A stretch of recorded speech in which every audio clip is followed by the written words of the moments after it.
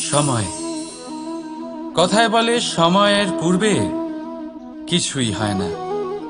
প্রতিটা ঘটনার একটা সময় থাকে। সময়ের আগে না সূর্যোদয় হয় আর না সূর্যাস্ত হয়। সময়ের পূর্বে গাছে না ফুল ফোটে না ফল ধরে। কিন্তু একটা কথা ভেবে দেখুন, যদি বর্ষা আসার আগে কৃষক ভূমিকে না প্রস্তুত করে, বীজ রোপণ না করে, তাহলে কি ফসল ফলবে? যদি কোনো যোদ্ধা যুদ্ধের পূর্বে নিজের অস্ত্রের ধার না দেয়, তাহলে সে যুদ্ধ কি করে লড়বে? এর মানে এটাই হলো যে সময় আপনার যখন আসার তখন অবশ্যই আসবে, কিন্তু ততক্ষণ এটাও গুরুত্বপূর্ণ যে আপনি নিজেকে তার জন্য তৈরি রাখুন। কারণ এই সুযোগ